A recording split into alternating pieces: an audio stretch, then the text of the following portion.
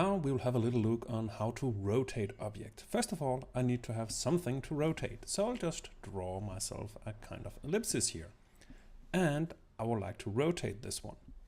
If I just have this one selected with the black arrow, I can actually use the bounding box, that is the blue frame you see around this one, to rotate. If I just move close to the corners, you can see I got this bended double arrow.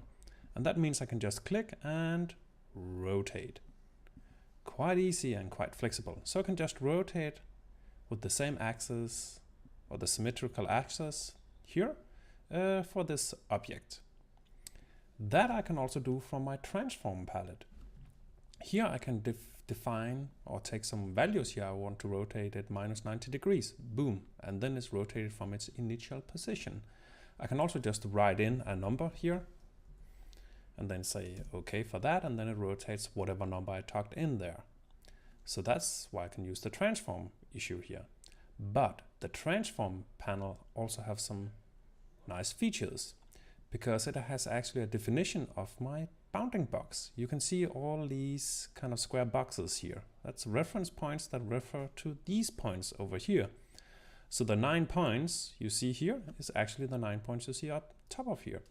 So if I just click on this box, then whenever I rotate, I actually rotate about this point here. So if I change the point to this point, then my next rotation will be that one. So whenever I choose a number here, it will actually rotate on the corner here. So that is how I use the transform panel, so I can define a rotation point. But what if I need to have a more abstract rotation point? That is why we have the Freestyle rotation tool over here.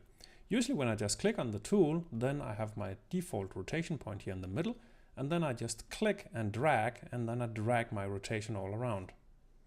And that is basically the same you do with the bounding box rotation with the black arrow. So what's the difference? The difference is I now can put my rotation point wherever I want it. Now I put my rotation point here, and then when I just click and drag, then that is my rotation. And that is quite cool because then you can suddenly rotate on top of something else. Let's imagine we have some other objects and I would like to rotate this object from the corner over here.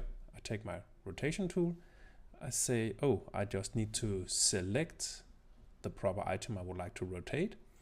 Then I need to define where I would rotate from. I would like to rotate from this point. And then when I rotate, I actually rotate from that very point. Awesome. What if I would like to copy my rotate? I need this one and I would like to rotate it and put it around here from this rotation point or another rotation point. How would I do that? Then I need a little shortcut. I can actually make a action where I actually do a rotate and copy in one go. I press down the Alt key on my keyboard and click wherever rotation point I need. And then I get this dialog box where I can define how much I would like to rotate. And then when I do that, I have the preview. This is my initial position. And this is where I go. So that will be my rotation. But what is cool here is I got this copy button. So instead of saying OK, I will now say copy. So I did a copy of my rotation. And now comes the total evil stuff and really amazing in Illustrator. I can repeat this action.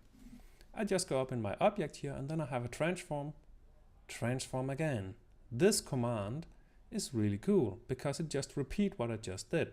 I click on it and boom, it did yet another rotation.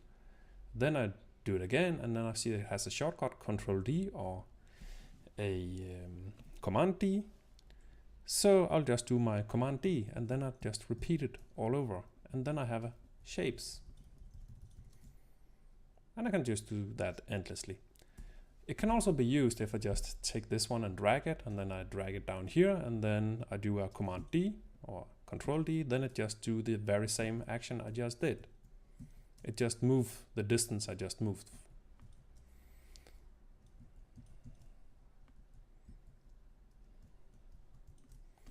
So easy as that. But that was the rotation principles. The main issue here, what do you need to remember?